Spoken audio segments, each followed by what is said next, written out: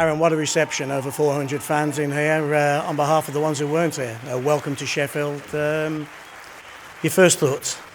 Yeah, I mean, that was pretty incredible. Obviously, we were kind of giving Valorant a little bit of a hard time that there were more people here tonight than at some of the Coventry games that he was at. So, but yeah, what a reception. Obviously, the fans here are through the roof and looking forward to being in front of them. What was it that attracted you to this job, and what was it that Tony and the club sold you to attract you here? Yeah, well, obviously, after our initial conversation, obviously, I did some homework on the club and heard nothing but unbelievable things, how professional they are, how they're expected to win. Came in for an interview. I thought we had a really good chat. Watched a game. Obviously, that night, it didn't go so great. It was a 6-1 loss at home. But you could just see the passion in the arena from the fans. You could see how high-class the organization does things. And most importantly, that this club expects to win, and that was one of the biggest things that I was looking for in my next club, was an organization that has winning as a priority and is expected to win on a yearly basis. I came from an organization that we did some unbelievable things playing in the KHL, in a country that there's only 2 ice rinks in, with a budget that was 5 to 6 times, smaller than some of those high-end KHL teams, but we were never really in an organization that had an opportunity to win a championship. And I know that's what these people here are passionate about, from the organization, the owners, to the fans, to the sponsors, and I'm hoping to get that turned around and we can chase those as well in the future here. Aaron, your position here is head coach and general manager. Previously, it was the sporting manager. You explained to the audience in the forum here what that was and what it entailed. If you can explain it to the people watching this.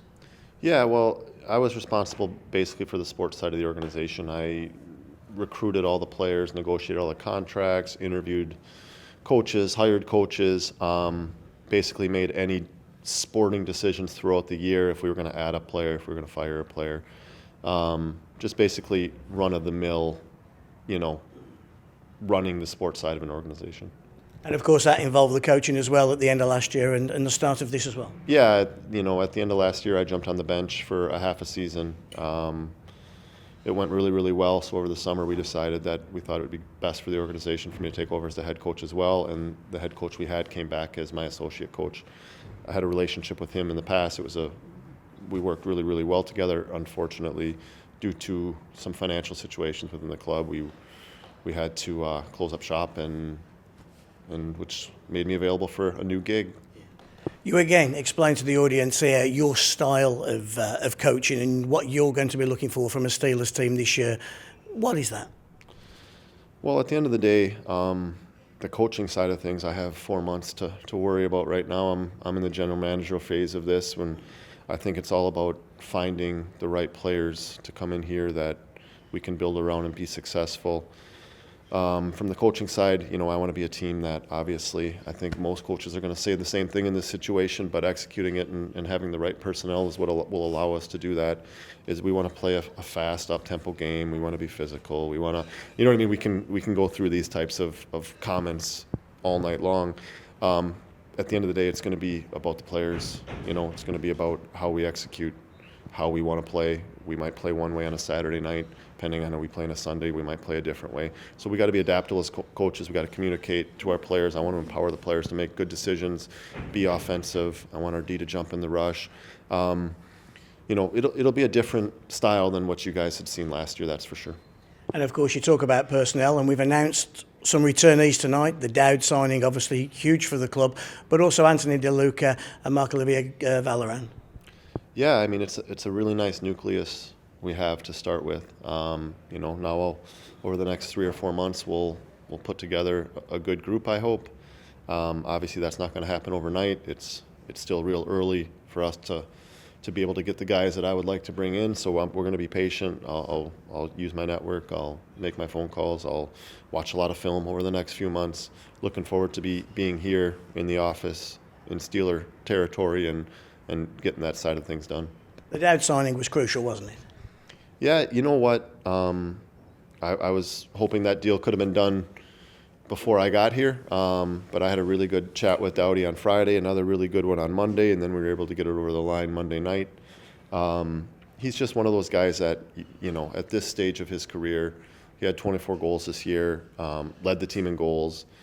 You can't really replace him with the same caliber UK player at this stage of the game, and for me, it allows me to make sure I can get that extra defenseman that I'd like to have and build our team the right way. What was it you saw in Ante De Luca's play that you gave the club then the authority to go and make that signing? Well, he's an interesting one because when he has the puck, it seems like he plays with a different speed. And I know he's a young kid, and I know we can help him become a better two-way player. He didn't come in the greatest of shape. He's got a full summer now with our strength and conditioning guy, Danny. He's going to put him on a program. I think he's going to come in fit, ready to go. We'll work on his two-way game, because if you're going to be a top 6 player in this league, you got to be a two-way guy as well. You can't just be one way. I think he's excited up to the challenge, and I think he's this is kind of a career crossroads for him. He's been given another opportunity to come in and build on how he finished. And if he does the right things over the summer, he'll come in and be in a really good spot. Whereas this year he came in out of shape. He's kind of in the doghouse for a bit of the year. You never really got to see him, be who he was until later in his time here. So I'm hoping from day one he's ready to go. And what about Marc-Olivier Vallerand as well? He's obviously experienced in scoring goals in Coventry in this league. That was important.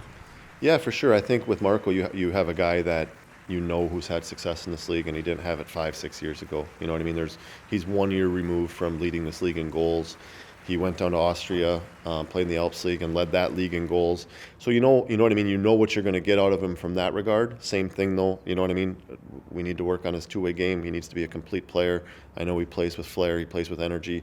I think he'll really feed off our fans at home. He's one of those types of guys that really enjoys the moment. You've been appointed for a while since the ink was dry on the contract, but tonight do you feel that it's really started? Oh, absolutely. This weekend I had a really nice weekend down at the playoff Final Four. What a great tournament. Obviously, it's a shame. It would be an absolute shame if we're not there next year at this time. Good fans. Looking forward to getting my family back here in 2 weeks and getting to work.